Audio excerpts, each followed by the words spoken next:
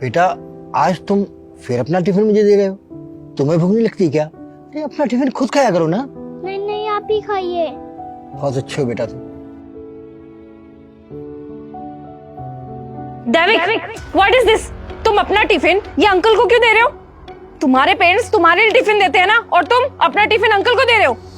और आप अंकल जी, आपको बिल्कुल शर्म वरम नहीं है क्या? वो तो बच्चा है, मासूम है, उसको क्या पता कि वो क्या कर रहा है? आपको तो पता है कि आप क्या कर रहे हो। आप उस बच्चे का टिफिन खा रहे हो, ये नहीं दिख रहा कि वो भूखा रह जाएगा। आप में तो बिल्कुल भी अकल नहीं है, बहुत ही ज्यादा बेशरम हो। और हम इतने पैसे तो देते हैं ना आपको कि आप लंच कर सको, फिर इस बच्चे का टिफिन क्यों खा रहे हो आप? सॉरी मैम, आइंदा ऐसा नहीं होगा, मुझे एक बार माफ कर दीजिए। ऐसी गलती दोबारा नहीं होगी, आइंदा से कभी ऐसी गलती नहीं करूंगा। अच्छा, अब आपको पता लग रहा है कि आपने गलती की है। इससे पहले तो आप इस बच्चे का टिफिन आराम से खा रहे थे ना। आपको आपकी गलती की सजा जरूर मिलेगी। हम ऐसे लोगों को ना अपने स्कूल पे बिल्कुल नहीं रख सकते।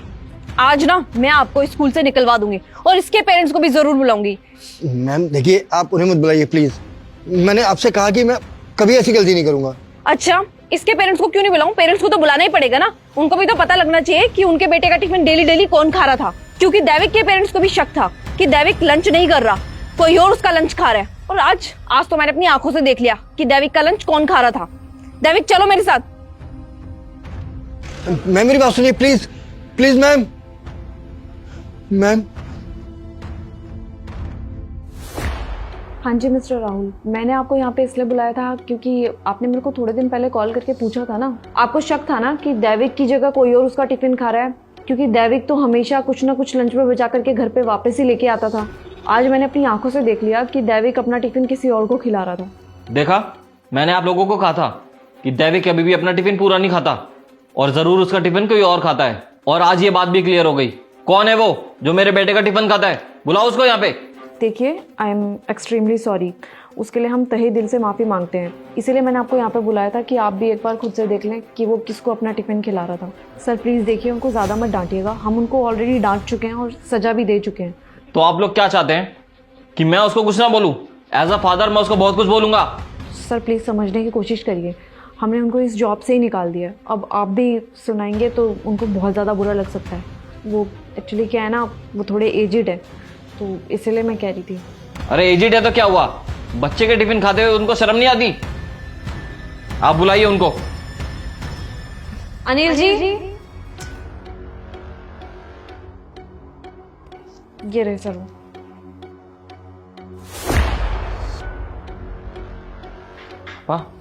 आप यहाँ? अरे आपको शर्म आती है कि नहीं? मेरे बेटे के टिफिन खाते हुए। और आपको पूरे एरिया में यही स्कूल मिला था वॉचमैन की नौकरी के लिए?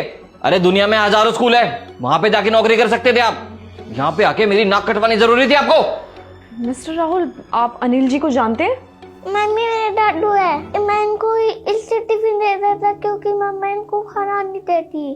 पापा ने ऊपर से उनको घर से निकाल दिया था क्योंकि मम्मी इनके साथ लड़ाई करती रहती थी।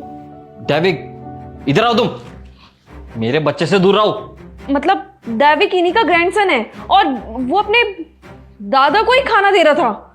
ये सब क्या हो रहा है मिस्टर राहुल? आपको तमीज है कि नहीं है? कम से कम आप ये तो देखिए कि आपके साथ एक छोटा सा बच्चा है, वो क्या सीखेगा आपकी ये सब हरकतें देखकर। और आपको एक बात क्लियर कर दूं, नादान दैविक नहीं, नादान आप लोग हैं। वो इतना छोटा होकर के भी समझ रहा है कि उसके दादू को खाना नहीं मिलता तो वो ला करके दे रहा है। और आप क्या कर रहे हो? आप अपने ही फादर के साथ इस तरीके से बिहेव करते हो। आपने अपने ही फादर को घर से निकाल दिया, उनको खाना नहीं देते हो।